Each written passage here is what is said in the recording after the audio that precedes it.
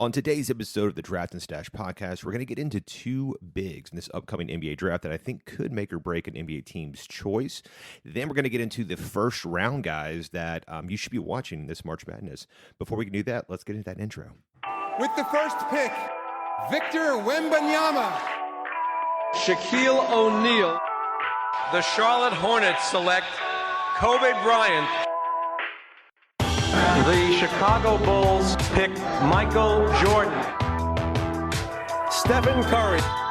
LeBron James. One of the most exciting drafts I can remember, and in the years I've been doing this, I think this draft is the best. What is up, everybody? It has been a while since I've done one of these. At one point, I had a lot of big aspirations, and then life happened. I had a kid. I got really sick, unfortunately, and I've decided to kind of just get back into this. So I just kind of wanted to reset the table. Draft and Stash will be your kind of like your one-stop shop, hopefully, for anything going on with the NBA draft. I'm trying to cover player breakdowns, matchups, potential fits in the NBA. Of course, we'll be doing big boards, mock drafts to some degree. I don't want to do a lot of, clickbaity type of stuff. And my hope is we can just kind of like learn this together and, go on and hopefully we're all better for it. And then some awesome conversations and everything. So just kind of like my background a little bit. I've been watching the NBA for almost 30 years. I've been obsessed with the NBA draft for about 20 of those. And this is the first year that I decided to create my own player modeler. It was a lot of work and it's pretty stable right now. I'm still doing some tweaks, but I'll be basing a lot of my data points on that as opposed to just reading other people's stuff because I want my own information. So on today's show, we're talking about two bigs that I think, I don't want to say polarizing, but I think one will make a team look really smart and one could make a team look really dumb. But both are going in the same range, and I think one is clearly cut above the other. So let's get into that real quick. The first guy I want to talk about, we're going to talk about the good first, and that is Morez Johnson out of Michigan. He is a second-year player. He is kind of, I don't want to say like the unsung hero from Michigan, but he's definitely the third banana. Most people think of Yaxel, and now Adamara is really getting a lot of love, and Morez is just kind of like doing his thing. And when you first glance at his numbers, you don't think like, oh, okay, like this guy's a stud. But when you really kind of like start to dive into what he does, it's pretty cool, man. He is a high motor, rebounding type of guy. He's an athletic rim runner. He's got an NBA body already. He's 19. He might be near 20 at the time of draft, happens and everything, but he's 19 right now. He's weighing in like 255, which is just a monster of a person at this age, and he has a lot more dunks than I originally thought. I was kind of like, okay, he's probably like, this, lower usage type of guy, but he's got 40 dunks already on the year. And this is from when I did it a week ago. So he might have a couple more since then. And he kind of finishes at the rim at a like 93 percentile with his dunks in general. His offensive rebound rate doesn't look nearly as good as it should. It's right around a 13% rate, but it was over 17 last year for when he had, basically more room to run. If you're wondering, like, what's the difference between, a full offensive rebound rate or a defensive or like this total, kind of think of it like this. A defensive rebound rate, that's going to be like your basic scheme of being able to like, properly box guys out, being in the right areas. It's more coaching than it is really like hustle. And then your offensive rebound rate is kind of trying to break that on the other side, right? So your guys that are like really strong, athletic, that have got like really good motors, those are the guys that are going to have really, really good like offensive rebound rates, like guys like I can't talk, sorry. Guys like Steven Adams in the league. Those are the guys that are your just monsters in the paint that are getting every damn rebound. Your Zach Randolph, Jonas Valanciunas types. So he's going to have a really, really good motor in the NBA, and he'll be able to carve out a role immediately where fans love him because he's just eating up every little rebound. His body's going to let him already move people around. He's strong as hell. And then he's pretty good also at the rim. So he kind of he's going to be a high floor, low creation type of guy. Think vertical spacer, energy big, defensive present. He's not a guy you're running your offense through, though. Some of his great strengths, his athletic is very high on my board. It's a little near max, so I think I'm going to have to tweak with that a little bit. I might be a little too generous in terms of my athleticism scores, but he's not top tier. But currently he's around that like elite range for his size and his role. But that's basically, like I said, he's already built ready. You talk about his interior efficiency. He's currently a little over like a 65 percentile. Now that's good for a big, and it's right in that range of guys that show, okay, so he knows what he's doing. This is where it needs to be. It's again not elite, but it's right where you want it at this time. He's super efficient. He's always taking his shots in the right spots. He doesn't force on offense. His rim pressure is good, but he has a very low 3-point rate. So, as we move forward in the NBA, your guys have to stretch. It's unfortunate. You don't necessarily have to force that type of action, but you have to be really good at everything else if you're not also going to be able to stretch in some kind of capacity. He looks to be currently a paint-only offensive profile, and he's really living at the rim. So he doesn't really, space the floor, but he also has a really good rate at finishing at the rim. When we look at his usage, it's a little over 20, which is not great. But when you look at his overall field goal percentage at the rim, he's over 73, which is awesome. His mid-range takes a giant drop, though, down to 36 on that. So his shot profile is good because it's so strong at the rim. But, like I was saying, once we get back to that, 18-foot, 20-foot range, he really, really adds little. His true shooting percentage is right over 68, which is also really solid. His current rebounds are only over 7, which you're thinking like, okay, if he's so good at rebounding, why is it not great? Well, that's because he's playing with the Axel and with the Die, who are both also getting really good rebound numbers. So they're kind of cannibalizing each other to a certain degree. And I think that he's one of those guys that once he gets in the league and he starts to do his thing, people will be wondering, wow, like, why wasn't he doing this in college? And, he's just, he's also got 2 other really great partners in the paint with him. So he doesn't really get a chance to really shine to that overall level. His defensive activity for his stock profile, there are flashes there. It's not overly big like his partner Yaxel, but it is that there are really good flashes there. He's not elite at rim protection, but he does do a good job at forcing away shots. So he's not going to be some kind of, shot blocking. People are running away, but he's also good enough on the weak side, and he's good enough to really, use his strength and his length to push away some shots. We get into his weaknesses. Unfortunately, the biggest thing that has been flagged with Morez is his shot profile. He is very shot dependent on his point guard. When we look at his assistance from other people, to get that really great number at the rim, he's being assisted on 71% of those shots, which means that he's basically running to his spots, he's posting up, and then his guards are getting him the ball at the right angles for him to just turn and then put it up. When you look at his from the anything else that's not in the paint, he's around like a 50% on that, and his overall threes are just not really existent. I think he's taken a few all year, and he got assisted on that one. So it's not really like a big number there. But his shot dependency is the highest among any of the guys that I've done, which at this point is around 31 or 32.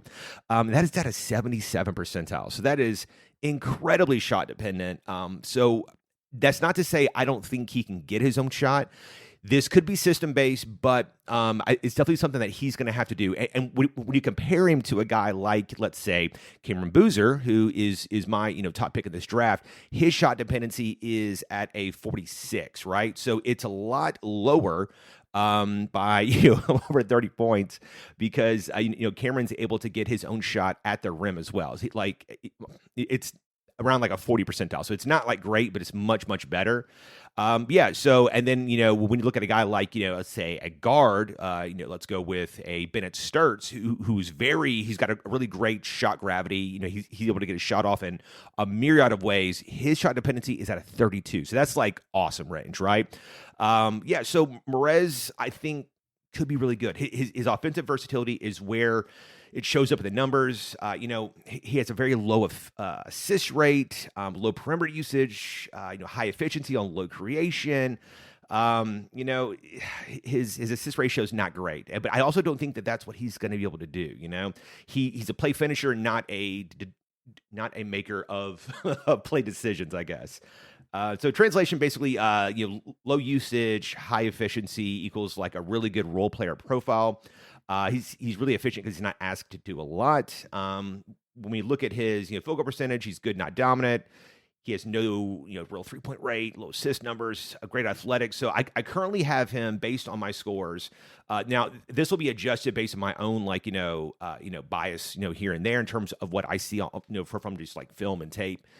His draft range right for me is late lottery, which it has a really low risk rate. I think if you take him anything higher, so if he goes like, let's say 12th or 10th or in that range, I think you really up the risk chance of him just not returning value at that range of what you want. If you're able to get him, let's say 18, 19, 20, or God forbid he falls into like that 25 range, like he is going to be an absolute stud steal. A team that just basically got like a diamond, so to speak, so like, if there's any team that is already like this championship budding contender and they have a late pick and they get Morez Johnson, we should all be very scared. But yeah, so if nothing else actually, gets better, if he doesn't, hit his potential goal numbers, he's already going to be a really good role player. He already understands what he needs to do. You think of like a guy almost like an Isaiah Stewart, except he doesn't have that rate on his jumper yet. But that same high motor, bounciness, punch you in the mouth type of activity. So I think he'll be a really good energy big, a rim runner in rotation. He'll be like, around a power forward who can start, who can play a little center if need be, if there's like a size down type of thing on the other end. But if he ever adds a passing touch or if he's able to add to his shot at three, I think he'll be a higher end, high quality person at like a starter probably. So let's move on to, I think, the next person that is very, very polarizing for a bunch of people, and that is Morez Vs Cenac from Houston. Oh, man, where to start with him? I guess just quickly, Morez Vs Cenac has the physical tools you look for in a modern big, but when you apply positional context to the numbers, he's more of a projection than a proven impact player right now. So he started off the year very bad for Houston, but Kingston Fleming's has been so awesome. It's kind of like hidden a little bit of his issues here and there.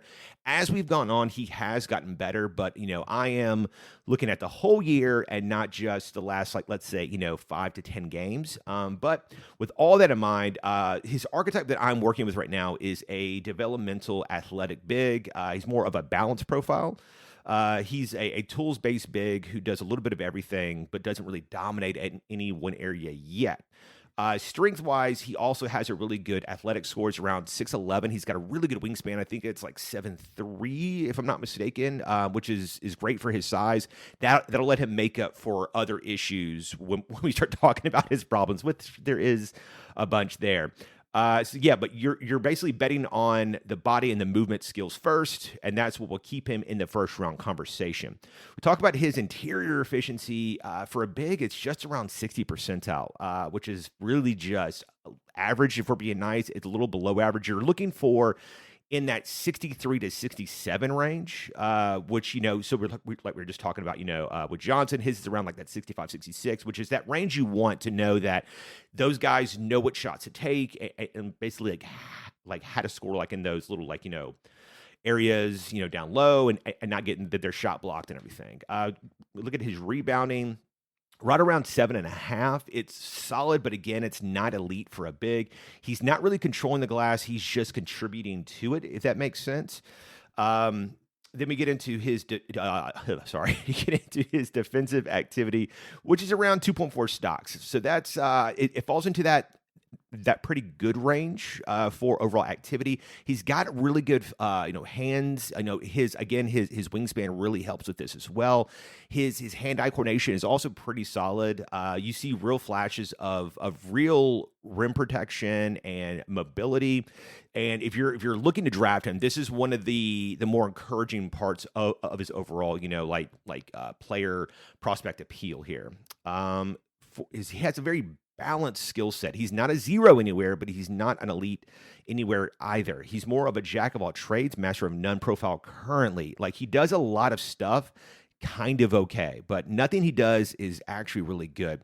It's you're just like, okay, so that's kind of okay. Like, we're talking about Morez Johnson's shot dependency being at 77. His Chris Senac's is at a 76. So he's the second worst person in terms of needing people to get his shot. And his, points per possession are right at a 1, which is, pretty average. And you look at a person like, Morez, his points per possession are 1.22, which is really good as well. And then you look at, his at the rim is around a 73. But, he does hit it a little better from mid-range than, Johnson does. So I think that kind of speaks more towards he has this natural ability at everything, but he just hasn't figured out anything as well. His shot-making concerns for Chris Cenac is a really bad flag here. He's sub 31% from 3, and he has a really weird rate of only, around 17 to like a 20 or 25 percentile range. So it's kind of like he's going to be very, very streaky, very unreliable, in that 30 to like 33% range, but he's also not taking a lot. So that low volume plus, that really low range is going to hurt you really early on as he learns how to play. So, it's really just, he'll take them and defenses are just going to let him take them because those outcomes are something that you can just, really live with. If he takes, let's say, 3 or 4 a night and the odds is that he might hit 1, you'll definitely just let him hang out there on the end. He's more of a developmental stretch big, so he's not a real floor spacer at this issue. His shot profile is a little tricky because he's not elite inside and he's not efficient on the outside. So he's kind of stuck in between roles. He's played 5 some this year. I would say like more often than not, but then he goes to the 4 sometimes. So he's just not really like a dominant paint big, and he's not a real stretch big. So he's in this weird, not even like a tweener spot because he's not really great at either thing. He's really figuring it out. His playmaking is also not good. He's got his assist rate is below 1%, which is just very low playmaking, even for a big. He just doesn't initiate offenses at all. I don't know. He's at best he's a play finisher or maybe like a play connector at some point. If you can do that, he will have moderate usage. Hopefully at the next level. His current usage is okay. It's not great. And his efficiency with that usage has just been really middle of the road. So it's a person that you're wondering, okay, if he gets higher usage, do the numbers kind of pan out that he can give you more? Like you look at a, Derek Queen, where, in college, like he just did a little bit of everything. And the more he kind of got touches in college, the more good stuff that happened. But, with Queen, I mean, like his efficiency was much, much better in the paint, outside, and his playmaking is light years ahead of where, Chris Cenac is.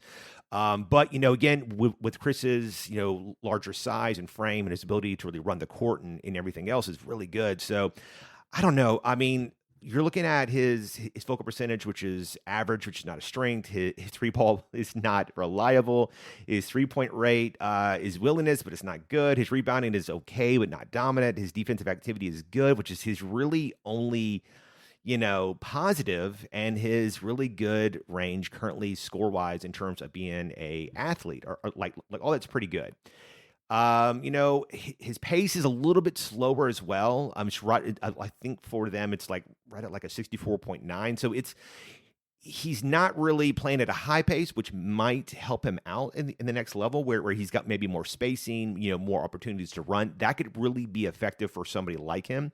If he goes to another team that kind of like slowly, does their thing and they're not really looking to run a lot, I don't know, it could be kind of bad for him. And then his offensive rebound rate is just, I don't know, it's just okay.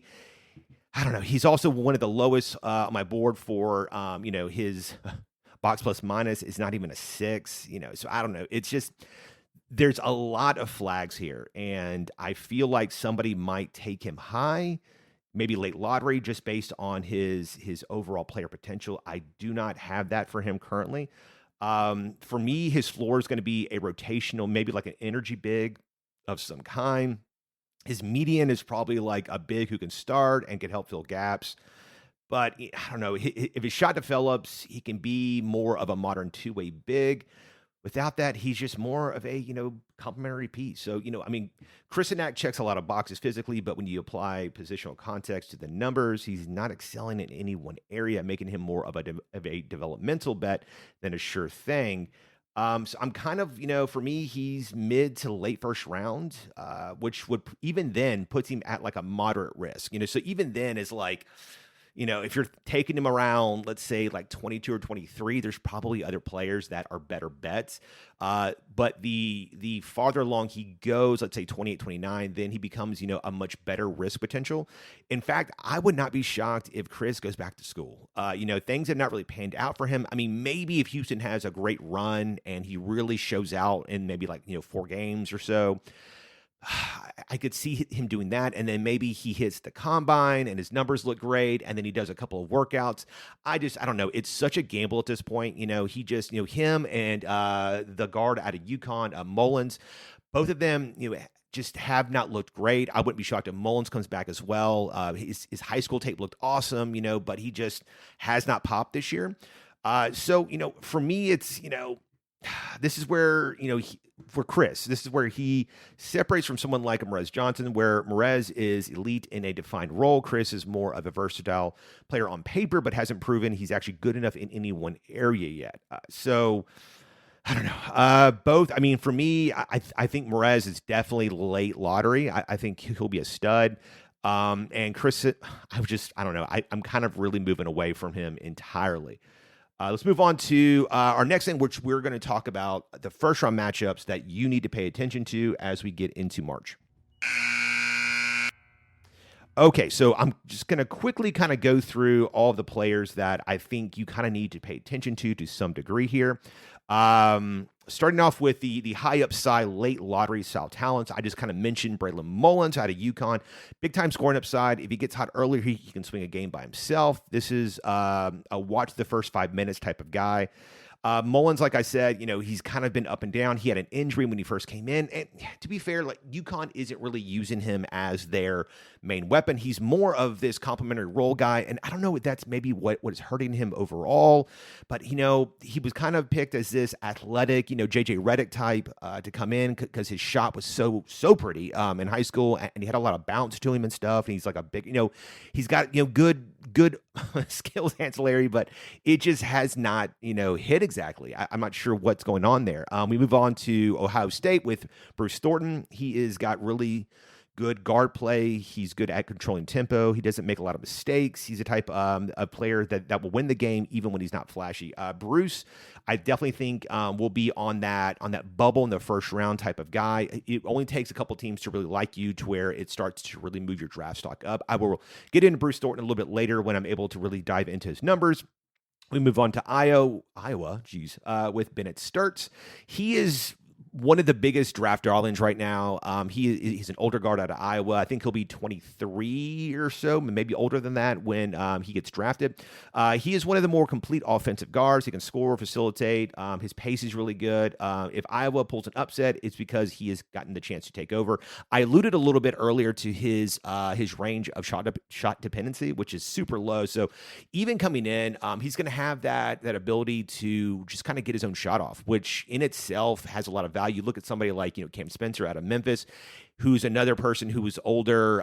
He's around the same size and frame, but Cam has the ability to kind of just make all of his stuff work. He's really confident.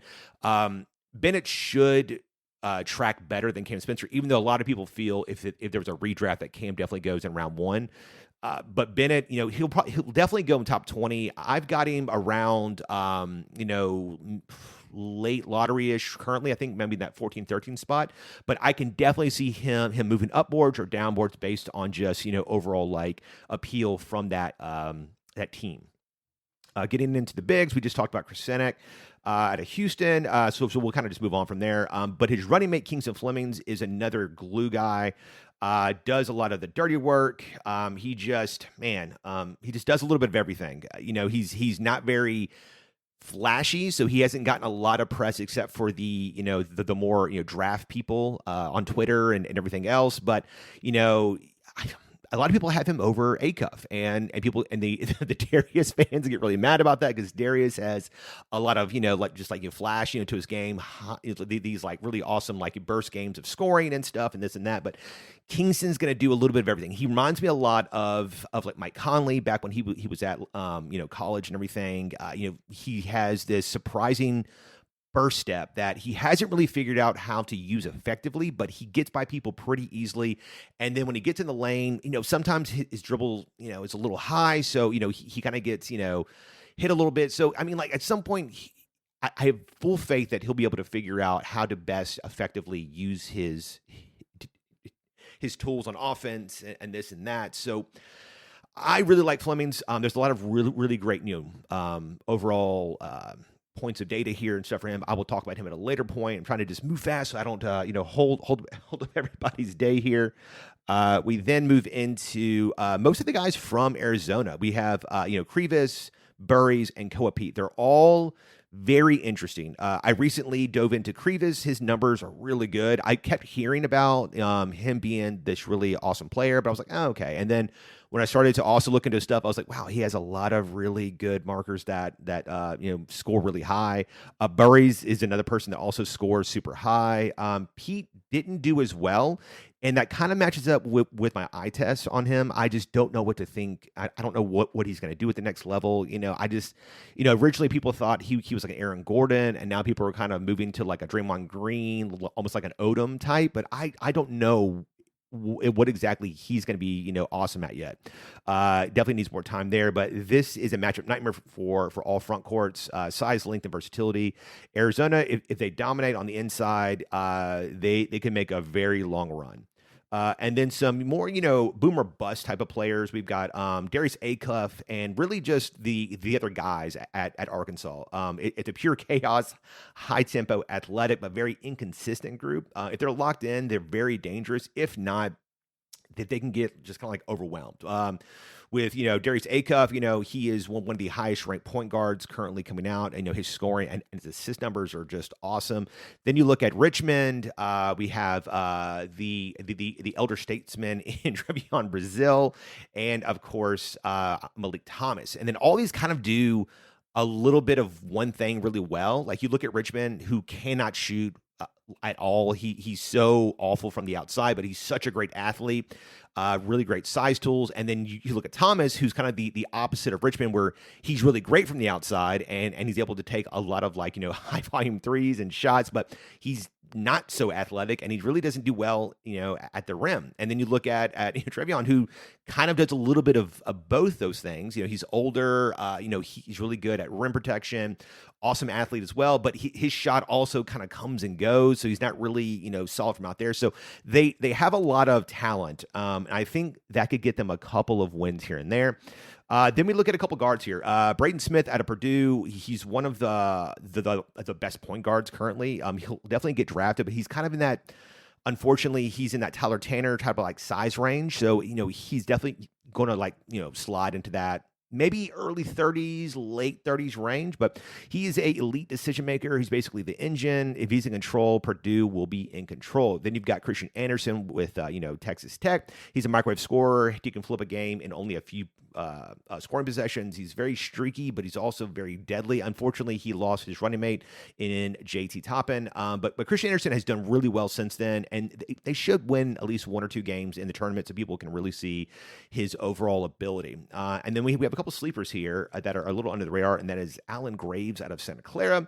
This is a pretty, if you're a draft person, then this name is very obvious. If you're just kind of learning, he is more of a deep cut. He does a little bit of everything. He's like a 6'10", 6'11" guy. He was kind of grew up as a guard, and then he had a late growing spurt from late high school into early college, which kind of moved him more into that, bigger power forward range. He's played some 3, some 4, and some 5 for Santa Clara, and he just has a lot of really great basic skill sets. He should be pretty able on the ball. His shot's a little funky, but it does work. And he'll definitely be a person that I think could go late round 1, but maybe early second also.